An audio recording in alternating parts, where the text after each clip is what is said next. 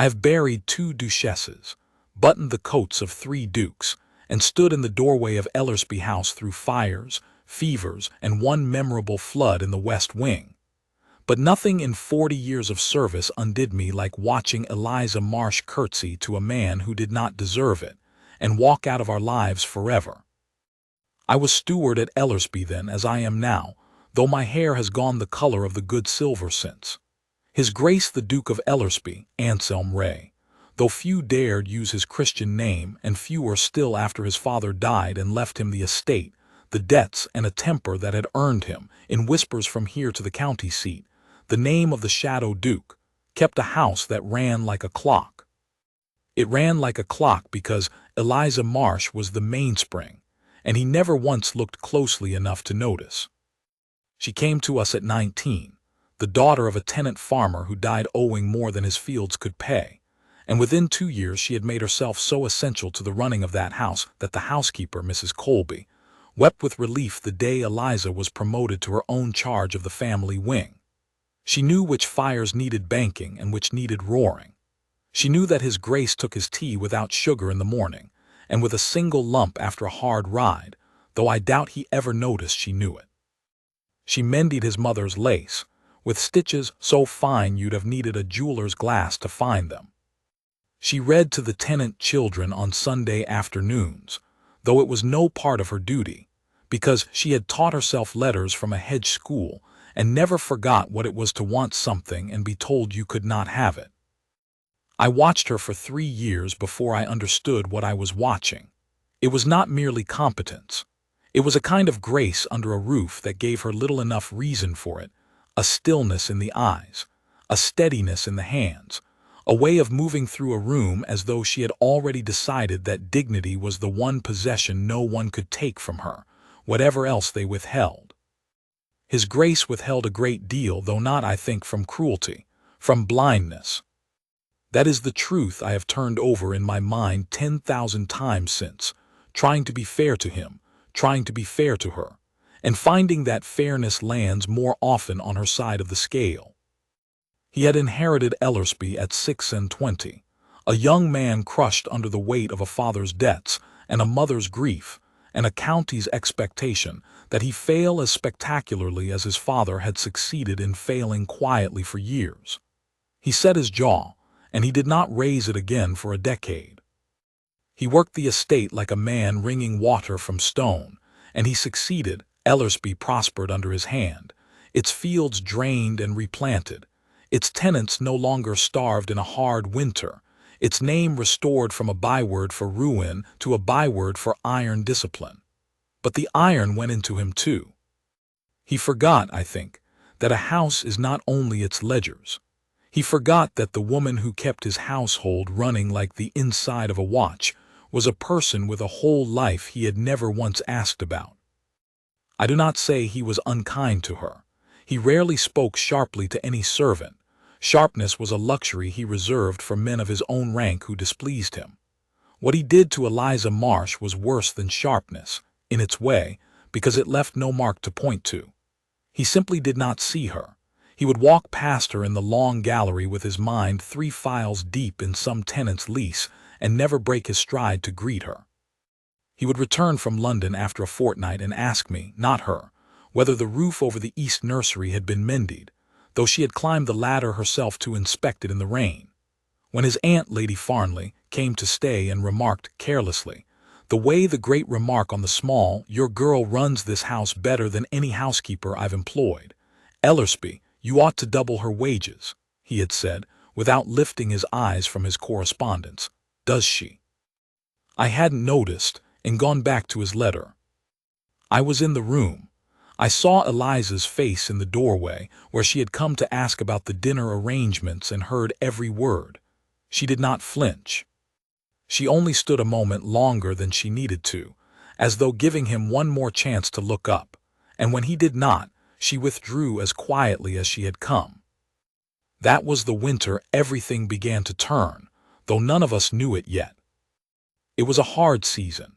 Fever came through the tenant cottages in November, the kind that takes the old and the very young first, and Eliza worked herself near to collapse nursing families who had no one else to nurse them, coming back to the house past midnight with her hands raw from lye soap and her eyes red-rimmed from smoke and grief, and rising again at 5 to see to the household, as though she had slept the whole night through.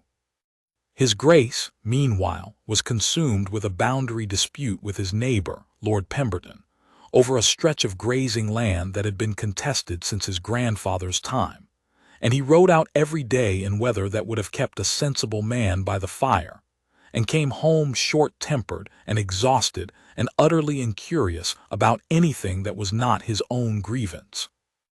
I recall the night the old shepherd Tam Hollies died of the fever, with Eliza at his bedside because his own daughters had already sickened and could not sit with him.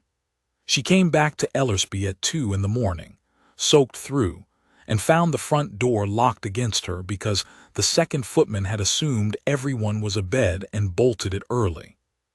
She stood in the cold for the better part of an hour before a scullery girl heard her knocking and let her in.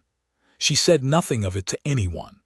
I only learned of it because I could not sleep and came down for a book, and found her sitting on the bottom stair in the dark, still in her wet cloak, too tired to climb the rest of the way to her room. "Miss Marsh," I said, for I always called her that, though it was not customary for a woman of her station.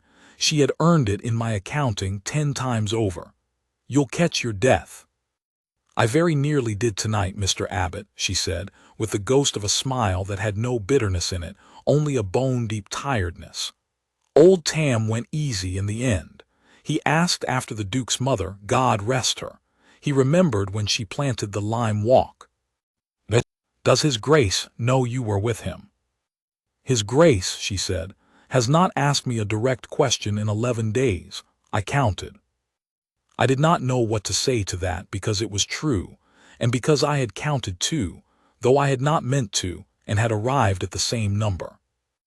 I recall, too, a smaller thing from that same fever season. His Grace had ridden out one bitter morning to inspect a flooded culvert and come back chilled through, coughing badly enough that Mrs. Colby sent for the physician before he had even dismounted. It was Eliza who sat up with him past midnight, because she alone knew how he liked his pillows arranged when his chest was tight, and she read to him from an old book of sermons his mother had loved until his breathing eased and he slept. In the morning he thanked whichever servant Mrs. Colby told him had sat up with him, and Mrs. Colby, flustered, gave the wrong name entirely, thanking one of the housemaids warmly at breakfast, while Eliza stood by the sideboard and said nothing at all. I saw her eyes then, and I have never forgotten what was in them, not anger but a patient, aching disappointment, the look of a woman keeping a ledger she never intended to present for payment, only to understand, privately, exactly where she stood. The fever passed by January, as fevers do, leaving its dead behind and its survivors changed. Eliza was changed. I saw it first in small things. She no longer lingered in doorways waiting to be noticed. She did her work, and did it as flawlessly as ever, but something in her had quietly closed a door of its own, some room in her heart she had decided not to keep open to disappointment any longer. I did not understand yet what that meant. I understand it now as the beginning of her leaving, though she would not walk out the gates for 4 months more. The breaking came, as these things so often do, over something that should have been small. His Grace was to host a dinner for Lord Pemberton, in an attempt to settle the boundary dispute with civility rather than solicitors, and it mattered enormously to him. Pride was at stake, and pride was the coin the Shadow Duke valued most highly, God forgive him, more highly than he valued the people who kept his pride's household running. Eliza planned that dinner as she planned everything, down to the last candle and the last fold of linen, working 3 days past her usual hours to make certain it was flawless, because she understood, better than he did, that its success mattered to him. The evening came, and it was, by any measure, a triumph. Lord Pemberton left mollified, half the dispute already resolving itself over the claret. His Grace was in as fine a humor as I had seen him in a year, and in that rare unguarded warmth as the last carriage rolled away down the drive, he turned to me, mind not to her, though she stood not 6 feet distant, overseeing the footmen clearing the last of the glasses, and said, "Abbot, you have outdone yourself tonight. See that the staff are given something for their trouble." I opened my mouth to say that it was Miss Marsh who had planned every particular of the evening, that I had done little more than open doors, but before I could speak, Lady Farnley, who had stayed on for the week, said, laughing, "Oh, Ellersby, don't credit Abbot, it was your little housemaid. Surely the dark-haired one, she's been underfoot all week arranging flowers, I saw her myself." And his Grace, still flushed with the evening's success, glanced toward Eliza, glanced, mind you, did not truly look, and said the words I have never in 20 years since managed to forget. Was it, "Well, she's paid to arrange flowers and I hardly think it wants remarking on." He said it lightly. He said it, I believe, without a single unkind thought in his head. It was the carelessness of a man who had never had to wonder whether he was seen, and so could not imagine what it cost another person to go unseen, meal after meal, month after month, a whole triumphant evening reduced to flowers she was paid to arrange. Eliza did not answer him. She was not asked to, and it was not her place. But I watched her face in the candlelight, and I watched something settle there, not anger, which might have burned itself out by morning, but a quiet, final clarity, the kind that does not change its mind again. She finished stacking the glasses onto the tray. She curtsied to him, correct and unhurried, the curtsy of a woman who owes a debt of courtesy and intends to pay it in full and owe nothing further. And she walked out of the dining room without a word. I did not think much of it that night. I have regretted that ever since, though I do not know what I might have done differently, except perhaps to have spoken sooner and louder of what she was worth. 3 weeks later, she gave Mrs. Colby her notice. I was sent for as steward to countersign the release of her wages and her character, and I confess I tried in my clumsy way to talk her out of it.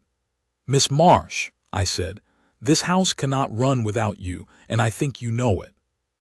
"It will run, Mr. Abbot," she said, folding her few belongings into a trunk that had been her mother's. "Houses always run. They simply run less well, and no one troubles to ask why, because the person who made them run well was never troubled to be asked anything at all." "He does not mean unkindness." "I know it," she said, and there was no rancor in her voice, which somehow made it harder to hear. "I have thought on it a great deal, and I believe you're right, that His Grace does not mean unkindness, but I find I am tired of being a convenience that requires no meaning. I would rather be poor and unremarked somewhere else than be poor and unremarked here, where I have given the best years I have to give." "Where will you go?" "My aunt left me her cottage when she died last spring, you'll recall, the little dower cottage at the edge of Marlow Land, the one His Grace's own grandfather built for his aunt and let stand empty these 30 years since. I have a little money saved, and I know how to work. I shall keep bees, Mr. Abbot, and take in mending, and perhaps teach the letters to whoever wants them taught. I shall not starve." "Does His Grace know you're going?" She paused then, the only pause in the whole exchange. "He will be told," she said. "I do not imagine he will ask why." She was nearly right. I told him myself the next morning, standing in his study with my hands clasped behind my back the way I always stood when I had unwelcome news to deliver. "Miss Marsh has given notice, Your Grace. She leaves at the end of the week." He looked up from his ledger with something that might, in a less guarded man, have been alarm. "Marsh, the housemaid, Colby's girl, the one who runs the family wing." "The same, Your Grace. 19 years old when she came to us, 6 years in your service. She oversaw last month's dinner for Lord Pemberton, among a great many other things you have perhaps not had occasion to notice." Something in my voice must have carried more than I intended, for he set down his pen and looked at me properly, which was rare enough that I remember it. "You disapprove of something, Abbot." It is not my place to approve or disapprove, Your Grace. And yet, I have served this family my whole working life, and I had never once in all that time spoken to a Duke of Ellersby in anything but the most measured deference. But I confess something in me had been gathering for months, since the night on the stair, since the fever, since the dinner and the flowers, and it came out of me now before I could stop it. Your Grace, Miss Marsh has run this household with a devotion I have rarely seen equaled, and has done so, I think, in the hope that someone in it would one day notice she was more than the sum of her duties. I do not believe that hope has been rewarded. I think you will find, sooner or later, that you have let something very rare walk out your own front gate for the price of a kind word you were too occupied to give her. He stared at me. I believed in that moment I had gone too far and would be dismissed for my presumption. Instead, he said, after a long silence, "She said all this." "She said none of it, Your Grace. She has too much dignity to complain. That is rather my point." He did not answer that. He picked up his pen again, and I understood myself dismissed, and I left the room with the distinct sense that I had thrown a stone into very deep water and could not yet tell whether it had touched bottom. She left on a gray Friday in April, with her mother's trunk and a small trunk of books she had bought second-hand over the years, in a cart borrowed from the miller. I walked her to the gates myself, because I did not think anyone else would think to, and because I wanted, selfishly, one last conversation with the finest servant Ellersby had ever had the good fortune to employ and the poor sense to lose. "You'll write if you need anything," I told her. "I shan't need anything, Mr. Abbot, but I thank you for the kindness of the offer. You have been the one steady friend in this house who troubled to see me. I shall not forget it." His Grace did not come to see her off. I looked for him at every window of the house as her cart trundled down the long drive between the lime trees his own grandmother had planted, and I did not see so much as a curtain move. I have wondered since whether he watched from some window I did not think to check, or whether he genuinely did not think to look. I incline, now, toward believing the former, though I did not believe it then. I recall one further exchange from that last morning, which I have never repeated to another soul until setting it down here. As she climbed onto the miller's cart, Mrs. Colby pressed a parcel of cold meat and bread into Eliza's hands for the journey, and asked, with tears standing plainly in her eyes, whether she had left any word at all for his Grace.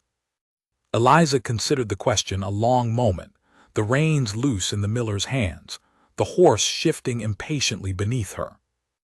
"Tell him," she said at last, "that the roof over the east nursery will want checking again before the autumn rains. He need not trouble himself to ask who noticed it wanted mending the first time." And then, seeing perhaps some flicker of surprise in Mrs. Colby's face at so practical a farewell, she added more gently, "I have no bitter word to leave him, Mrs. Colby, and no soft one either. I have given this house 6 years of honest care, and I do not think a parting message would alter what he already knows and has simply never troubled to say aloud. Some men must lose a thing entirely before they can be brought to value it. I do not intend to spend what remains of my life waiting to see whether he is that kind of man." It was, I have always thought, the truest thing anyone said that whole gray morning, and it proved, in the fullness of time, exactly right. The house began to come undone within a fortnight, in ways too small for a lord to notice, and too large for a staff already stretched thin to compensate for. The linens were pressed less crisply. The flowers in the hall wilted a day sooner, because no one thought to change the water at the hour she had always changed it. Mrs. Colby, promoted hastily to fill the gap, was a fine housekeeper of the old school but had never learned, because she had never needed to, with Eliza beneath her, the particular alchemy of knowing what a house needed before it announced the lack. Small frictions crept in. A guest given the wrong room, a fire let burn too low in the dowager's old sitting room during a cold snap, the tenant children's Sunday readings simply ceasing to happen at all, because no one else had thought them worth the trouble. His Grace noticed none of this directly. He was not the sort of man who inspected linens. But I watched him grow, over that spring and summer, steadily more short-tempered, steadily more restless, prowling his own house in the evenings like a man who has lost something in a room and cannot for the life of him name what it is. He asked me twice, in June, whether the new arrangements in the family wing were satisfactory, in a tone that told me he already suspected they were not, and could not bring himself to say her name. It was Lady Farnley, of all people, who first said it aloud to him, on a visit that autumn. I was pouring the wine and heard the whole exchange, as servants generally do, being furniture to the great until the moment we are inconveniently proven otherwise. "You've never replaced that girl properly, have you?" she said. "The one who ran the family wing." Marsh, was that her name? "Mrs. Colby manages perfectly well." "Mrs. Colby manages adequately, Ellersby, which is not the same thing, and you know it, because you have complained to me twice this visit about matters that girl would never have let arise. What became of her?" "She left some cottage of an aunt's, I believe." "And you never thought to ask her to stay, offer her better wages, better position? You told me yourself once that she ran this house better than any housekeeper you'd employed." "You told me that, Aunt. I merely agreed it might be true." "And did nothing about it. Honestly, Anselm." She had known him since his cradle, and was one of the very few permitted to use his given name, and she used it now the way one uses a slap. "You run this estate like a general, and you cannot see what is standing directly in front of you until it has already marched off the field. I begin to think you inherited more from your father than the debts." He did not answer her. He set down his glass rather harder than the moment required, and I saw, for the first time in a very long while, something crack open in his face, not anger, but a kind of grief he did not yet have a name for. He rode out the next morning alone, and did not say where he was going, and I did not ask, though I had a fair guess, and my guess proved right, for one of the grooms told me later he had taken the Marlow road, the road that led, eventually, past the little dower cottage at the edge of the old boundary. I do not know what he saw there, or whether he stopped at all, but he came back 3 hours later, mud-spattered and silent, and shut himself in his study until well past midnight. And in the morning he was, if anything, worse, sharper, quicker to temper, a man visibly at war with something inside his own chest. It took him in the end the better part of 2 years to lose that war entirely, which I set down now not to excuse him, but because I think it true to how proud men come apart. Not all at once, but by inches, by the slow accumulation of evenings alone in a house that no longer felt like a home, until the accumulated weight simply cannot be carried another day. Meanwhile, Eliza Marsh was, by every account that reached us, and accounts reached us, because Marlow was a small enough district that news of a clever woman travels thriving in her own quiet way. She had indeed kept bees, and her honey was sought after at the county market. She had indeed taken in mending, and then, because her stitching was so fine, began to be asked to make things new rather than only mend the old, and within 18 months had 2 girls from the village working under her instruction, sewing gowns that ladies from 3 parishes over came to commission.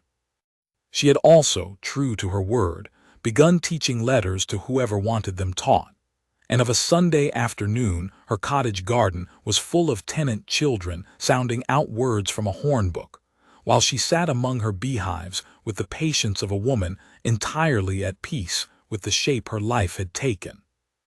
She had not married, though I understand from Mrs. Colby, who had a cousin in Marlow and heard everything eventually, that she had not lacked for those who would have liked to change that. A widowed farmer with a good property had courted her for the better part of a year and been turned away with, by all reports, such graceful firmness that he bore her no ill will for it afterward and remained, if anything, one of her staunchest customers. She wanted, I think, not solitude for its own sake, but a life she had chosen herself, built with her own 2 hands, owing its shape to no one's carelessness or generosity but her own labor. She had, in the truest sense, become the mistress of something at last, even if it was only a cottage and a garden and a handful of beehives. It was entirely, unimpeachably hers. His Grace, meanwhile, grew into the very shadow his name had always half promised. He was not cruel. I want that understood, even now, even knowing everything that came after. But he became a man increasingly alone in a house full of people, curt where he had once been merely reserved, absent even when he was present. He turned away 2 eligible matches proposed by his aunt with a coldness that shocked the county, and when Lady Farnley finally demanded, in exasperation, what precisely he wanted if not a suitable wife and an heir and the ordinary comforts of his rank, he said, and I was in the room, laying the fire, and have never forgotten it, "I want to stop thinking of a woman who arranges flowers, Aunt, and I find I cannot, and I have long since stopped believing I deserve to." It was, I think, the first time he had said the truth of it plainly, even to himself, and having said it, he could not unsay it. From that autumn evening on, something in him began at last to move. There was one evening, that same winter, that I have never spoken of to another living soul. A traveling cloth merchant had called at Ellersby to show his wares to the housekeeper, and mentioned, in passing, that he had lately sold fine grey-blue wool to a Mrs. Marsh of the Dower Cottage, who had remarked, while judging the weave, that she was making up a gown for her own pleasure rather than a commission, because she liked, these days, to have one beautiful thing that answered to no one's wishes but her own. It was a small remark, repeated second-hand by a man who thought nothing of it. But when Mrs. Colby repeated it at supper, not knowing his Grace was within earshot, I saw him go quite still over his own plate, and he left the table without finishing his meal. I found him an hour later at the window of his darkened study, though there was nothing to see beyond the glass but his own house's lamplight thrown back at him. He did not explain himself, and I did not ask, but I believe that was the night he understood fully that she had built a life requiring nothing further from him at all, and that the only question left worth asking was whether he had the courage to go and find out if she might, after everything, still want him. He did not act at once. Pride is a slow poison to purge, and the Shadow Duke had swallowed a double dose of it across a decade of solitary rule. But I watched him, that winter, begin quietly to ask after her, never directly of me at first, but of Mrs. Colby, of the vicar who called at Ellersby twice a month, of anyone whose path might have crossed hers in the district. He learned of the bees, and the mending grown into dressmaking, and the Sunday reading lessons, and I watched each report land on him like a stone dropped into still water, the ripples of it working somewhere behind his eyes long after the words themselves had stopped. In the spring, 2 years, almost to the season since she had walked out our gates, he came to me in the study, and for once did not sit behind his desk to speak, but stood, as though he could not settle. "Abbot," he said, "you told me once I had let something rare walk out my own front gate for the price of a kind word I was too occupied to give. Do you recall it?" "I recall it, Your Grace. I have thought of almost nothing else in 2 years. I did not understand, when you said it, what it would cost me to have been right." He turned to the window, and I saw his reflection in the glass, and it was not the face of a feared man, but a tired one, an honest one, stripped of whatever armor pride had once lent it. "I have made inquiries. I know she is well. I know she wants for nothing I could give her, not money, God knows, she has built her own. I do not know that I have any right left to go to her at all." "Your Grace," I said, choosing my words as carefully as I have ever chosen any in my life, "I have known Miss Marsh 6 years, and I will tell you plainly what I believe, and you may dismiss me for the presumption if you like. She never wanted your money. She never even wanted your title. She wanted to be seen, truly seen, as a person of worth, not merely a convenience too well oiled to notice. If you go to her now only to ease your own conscience, she will know it in a moment, and she will be perfectly civil, and she will send you away, because she has earned the right to require more of a man than a guilty conscience. But if you go to her because you have finally learned to see her, and I think, Your Grace, watching you these 2 years that you have, then I believe she is a woman generous enough to hear you out. I do not promise you more than that. She owes you nothing, but I believe she would hear you." He was silent a long while. Then he said, "I have no right to ask her to forgive 2 years of silence with a single afternoon speech." "No," I agreed, "you have not. But I have found, Your Grace, in a long life of watching this family's joys and sorrows both, that the asking is itself sometimes the only proof that matters, not the eloquence of it. Only that a man finally troubled himself to go and ask." He left for Marlow 3 days later, and I will admit, reader, for I think of whoever reads this account as a friend, and I find I want a friend's understanding, that I contrived to be needed on an errand along the very same road that afternoon, on the flimsy pretext of inspecting a boundary hedge that wanted no inspecting whatsoever, because I could not bear the thought of not knowing, and because some foolish, hopeful, sentimental part of an old steward's heart wanted to see it, if I could, without intruding upon it. The dour cottage sat where it had always sat, low and whitewashed beneath a great old elm, with a garden gone glorious with the last of the summer roses, and a row of beehives humming contentedly along the southern wall.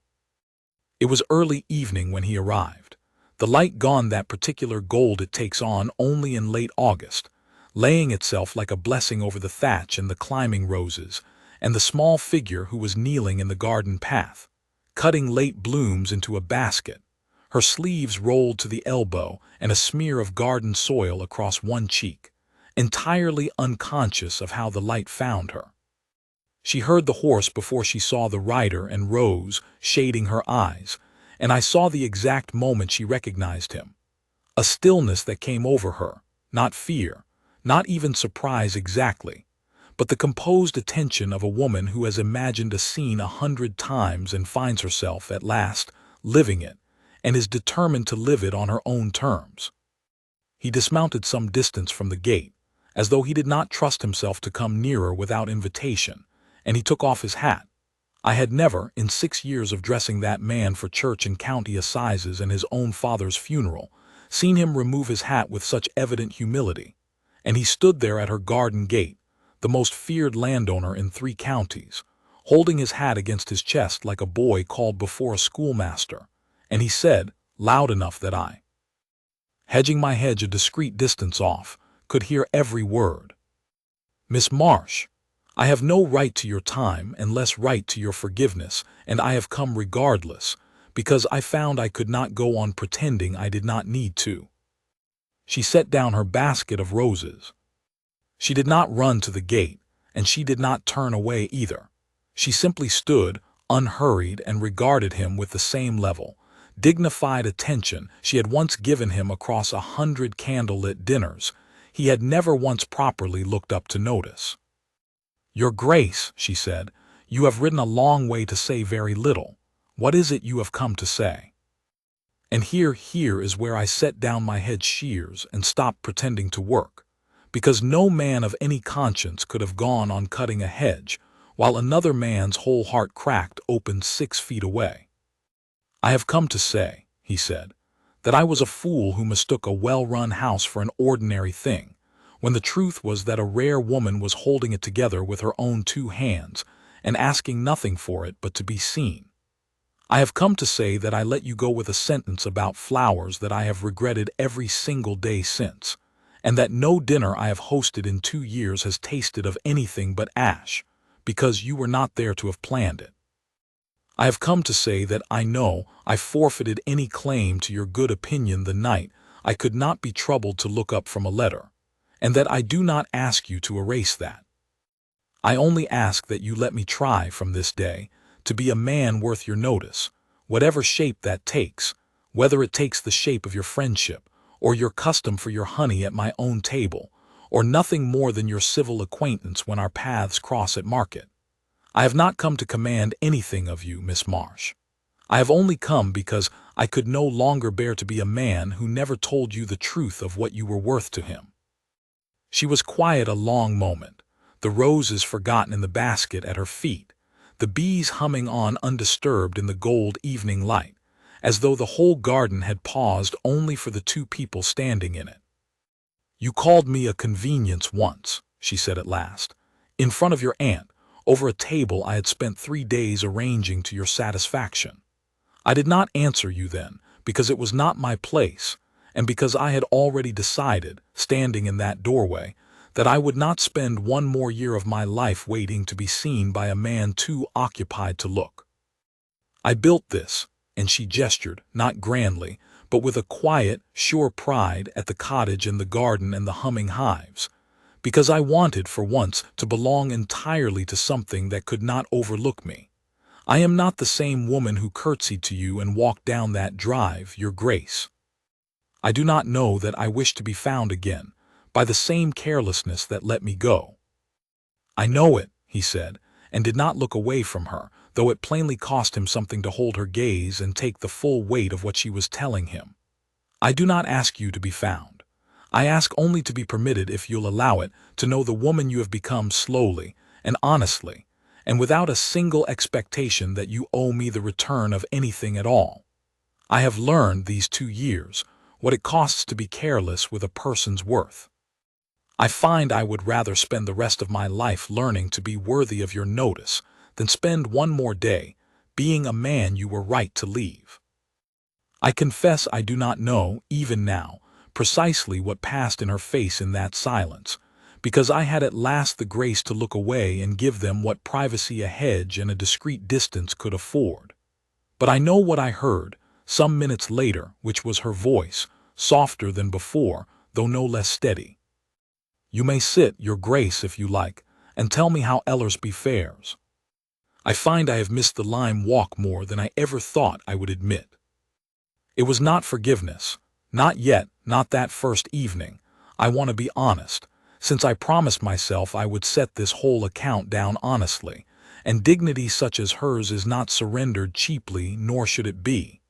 It was an opening of a gate that had been, for 2 years, quite properly closed.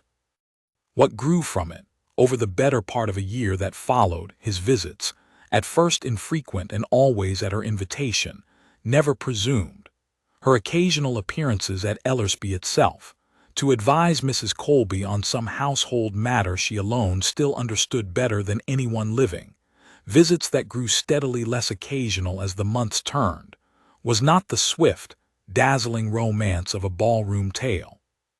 It was slower than that, and I think, having watched both kinds in my long service, a good deal more truly earned. He never again failed to look up when she entered a room. That of everything is the change I noted most, and noted with a steward's private, unshakable satisfaction. Whatever else altered in the Shadow Duke over that year, he became, from the evening he stood hat in hand at her garden gate, a man who looked up.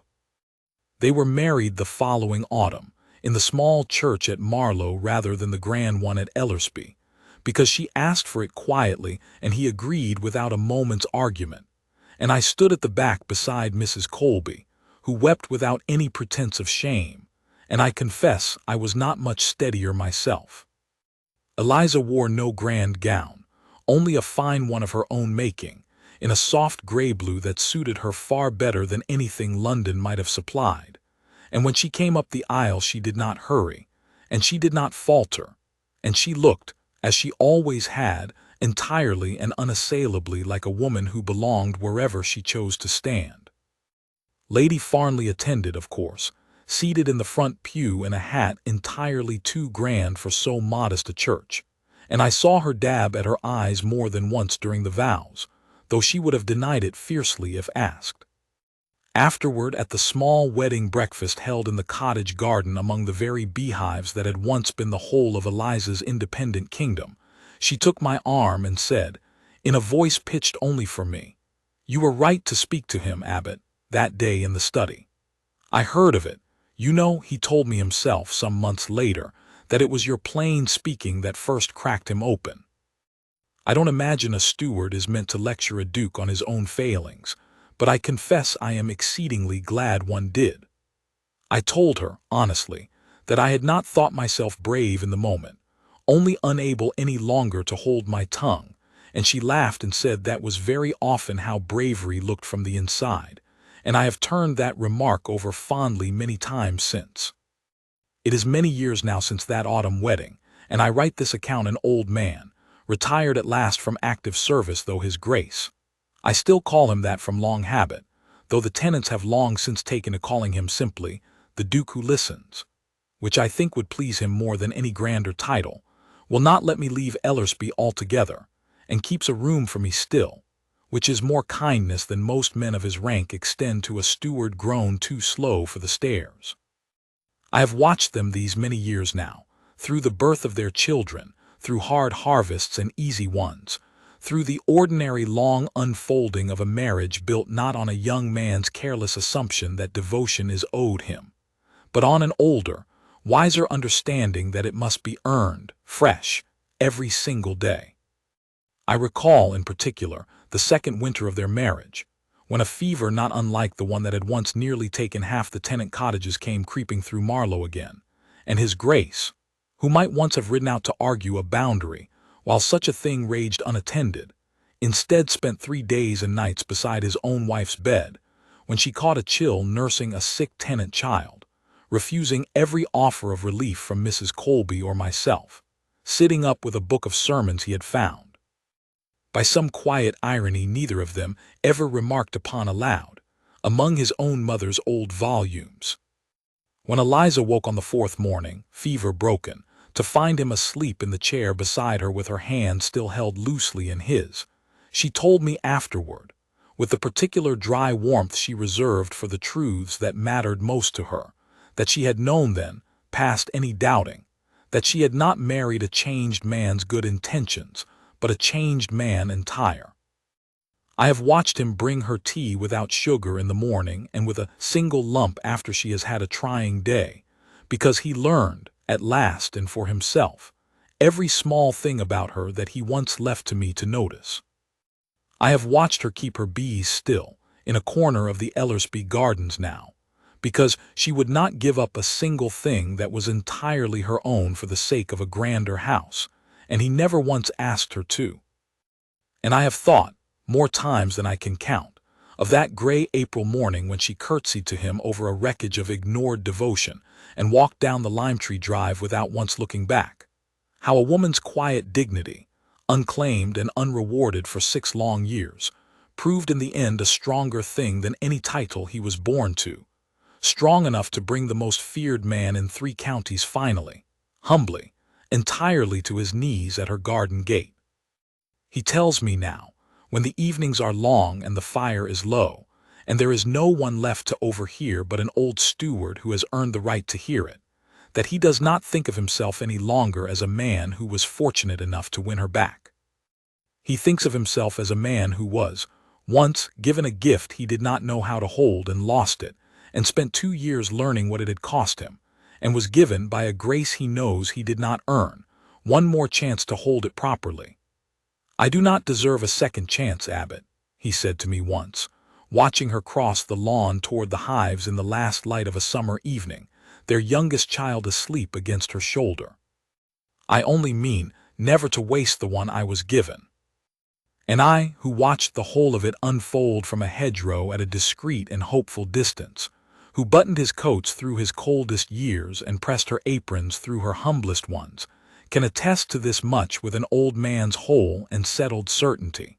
He never has.